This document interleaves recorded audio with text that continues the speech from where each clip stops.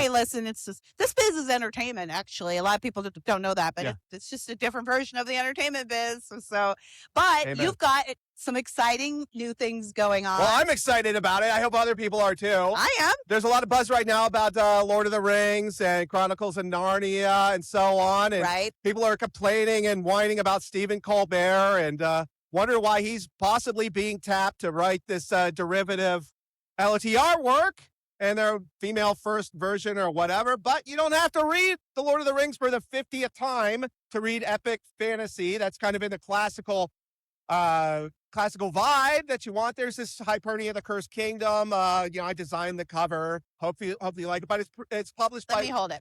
Published by Permuted Press. They work with Simon Schuster and did the map and all of this other stuff with it. But it's about 300 pages. It's a little different. But if you like Chronicles of Narnia, I think that's probably the best audience for this. There's definitely some Christian type allegory or tropes in it. It's not heavy-handed though. Those of you who are out there who are like Tolkien buffs know that he was not, deliberately inserting all of this Christian allegory. Yeah, it's symbolic. Yeah, it's symbolic. And it's a lot of it's like subconscious because a lot of the powerful things about religious narratives through all cultures. And if you read The Hero's Journey, you can, there are a lot of examples of this. But there are powerful things that are hardwired into our minds that are like religious allegories. Yes.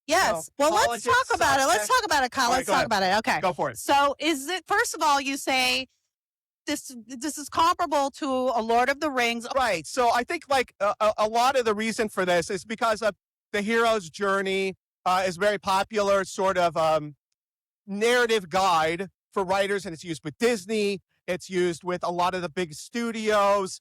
And it's gotten very lazy. So there are definitely some subversive things in this. It's not just a, cookie cutter. Is it for young adults or it's an adult fantasy? So this is a great point. So if you read The Lord of the Rings, right? If you're a 12-year-old and you're reading it, it's just an adventure story. You're having fun with this hobbit. He's going on this quest. All of these cool things happen. The wizard is there and everything. That's the way it can be read on its face. The same thing with my story.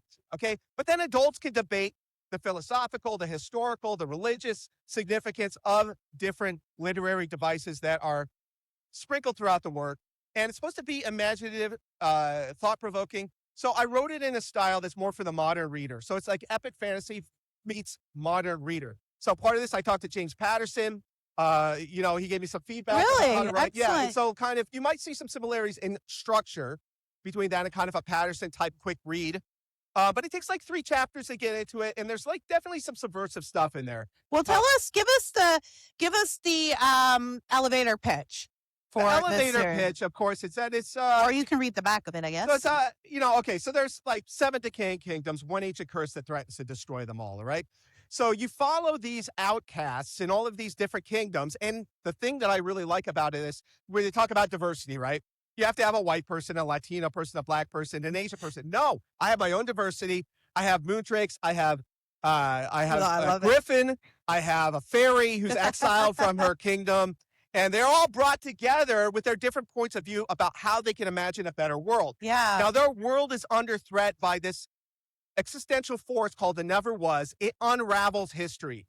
It undoes what is done before. And there's a ripple effect. I call it the unraveling. And there's a ripple effect. And it's a part of this is like the end of the age of fable, the age of myth. And it's sort of slow growth. This sounds like really relevant. Yeah, right. So it's like the end of myth. And it's kind of, if you know, like Nietzsche and nihilism and all this, I think nihilism is the most pernicious force in our society right now. And this is where, if you not familiar with nihilism, it's kind of like being demoralization, right? Mm-hmm. People are losing their moral values. They don't understand where their moral values come from. Or they're just relativist about it, which I think is the big problem in modern fantasy. If you look at George R. R. Martin, as talented as he is, don't get me I'm not trying to take anything away from him, but I've read his books, Song of Ice and Fire. I think there's definitely some very cynical, nihilistic things in his book, and it really shines through the more you get to feel. Kyle, can I stop you right there? Because I need to talk about this. Yeah. So do you remember when I did that interview with Obama on Google? I interviewed Obama over Google a long time ago as a blogger. Yeah.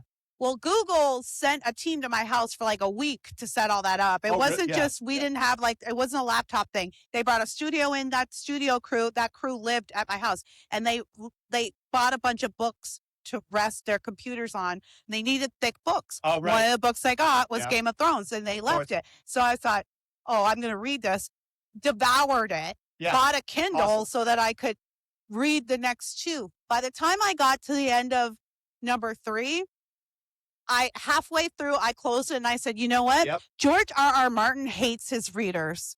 Yeah, that is- exactly. and when right. Game of Thrones came out, I was like, don't y'all get invested. Don't get invested. He hates you. I'm a writer myself, and I can just tell when the author has a disdain for the audience. Yeah. And I think I felt reading George R.R. Martin, I felt like he was almost telling us, don't you dare love anything Yeah, here. Don't you right. dare. Right. And this doesn't have this isn't a neutral effect on society. This is a destructive effect on society, is my point of view as an author. And the second thing I would say from reading George R.R. Martin, he suffers, for me, like a flaw that you do not want to see: too much author intrusion. I definitely see a lot of his personal characteristics showing through in the way he writes scenes. He's fantasizing through his scenes in ways that I am very critical of, Mhm. and I don't think that it's appropriate to do this to your characters, because you are living vicariously through your characters. I don't do that as an author. The story comes to me. I let it all play out. Of course, I'm very, imaginative and self critical about everything that I'm writing, but it's a process where the story lives through you as a good author, in my opinion. I think you're just Yeah. a vessel or a communicator for the story, and you let the story be its own thing. Like, I'm a believer in creating cultural artifacts that people could take. They can own it in their own way. I don't have to lecture them about the philosophy or anything I like love that. that. It just goes through, and what the story is what the story is. And of course, you have a job to do. You have to build tension and have great characters. And I think that's really what I set out to accomplish. And I've gotten very positive feedback about that. So people love the characters. That's like your first job as an author. They have to love your characters. They have to be memorable. Even the good and the bad characters. They have to love them for different reasons. Well, Yeah. are these books going to come with a surprise, right? This is the other thing. When Yeah. if I pick up books nowadays, I can't think of how many times I've been reading and felt very engaged, and then boom, they like shiv me with something. It's either a trans kid or just Yeah. something I don't want in my entertainment. Well, I'm not a coward. I mean, if my characters, if they die in a scene, then they die. Like, I don't know how to say it, but there is transformations. There are surprising transformations. You could read it as female liberation. You could read it as flipping diversity on its head. You could read it as the end of the Interesting. age of fable. Yeah, You can read interesting. it as a critique of the decay of political societies, different kingdoms. So, without spoiling it, Hypernia is a monarchy. Eris, where the Griffin is from, is a republic. It's ultimately falls into decay due to traitorous behavior among the Guardians. So, like, you see kind of how different political systems decay, and there's a common theme that they don't have a vision of the future that's positive and unifying, and that is more universalist and more humanistic, and and individualistic in a certain sense. And I think, like, when we come into like the postmodern literary, you see a lot of things are identitarian. The deconstruction has done a very terrible thing and divided us according to very superficial identities, when we can be united according to our values, things that we love together, things Yes. that we Yes. appreciate together: truth, beauty, and justice. Yes. Those are the values that hold together any political society, including a republic. If you're a Roman history buff, you know this very well. Decline and fall of the Roman Empire. Yeah. Ancient Greece, all of these things, common themes. So we need to unite around values and not around superficial identities. And I Right, think like that is race, one of like the resident sex. stories in it. Which is why The Lord of the Rings is such a timeless story, and of course the films are beloved as well. But I love the idea. So as a fantasy fan myself, Yeah, Kyle, great, which great. this book is on my way to my house, on this way to Awesome, my house right awesome. now. I can't wait to read it. But as a fan of fantasy, one of the things that I gravitate towards in the genre is the camaraderie. Yes. The unlikely soulmates or unlikely Yes. friends That's crucial. battling, and it's something to me that I think it feels very American to me, actually. Right. So the genesis of this was in the COVID pandemic and seeing children who were isolated and alienated.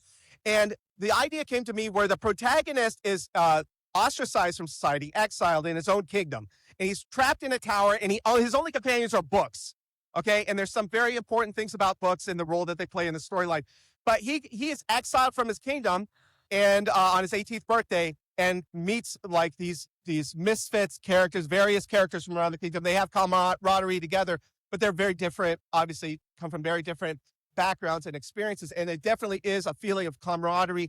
They're gelling around a common mission and they're exploring and having an adventure together. So that's classic fantasy, in my opinion. I love it. I love it. Well, definitely go get this book, Hypernia, The Cursed Kingdom. Do you have a number of books in mind? I have Or you just four. gonna okay. I have four. So the second book's already in progress. I actually think it's amazing, like even better than Okay. this one. This is a great table setter. Great. It's just I the can't table wait. setter. It gives you an idea of the parts of everything's being put into motion, right? So you kind of have to give it 3 or 4 chapters to get warmed up. Then you'll start to see the machinery start to come Well, into you play. know, and that's just fantasy novel Yeah. reading anyway, right? Because Yeah. and that's why it's such a niche market Yeah. because you have to set the table. Yes. That's why George R.R. Martin was that's one of his great Yes. He's talented at that, strengths. for sure. Yes, he sets the table. He Yes. gives you the world, and Yep. and so I love that. Well, Kyle, tell people how they can get the book. So just go to Amazon. Any reviews are critical. I mean, you're trying to break into a woke publishing industry, very top Yeah. heavy. Got a lot of respect for the best writers there, Yeah. but it's very hard to break into this genre. Mhm. Any word of mouth is great. Reviews are great. Hit me up on X at Kyle N.A. Becker. Talk to me. I love to hear from readers or people who are just curious.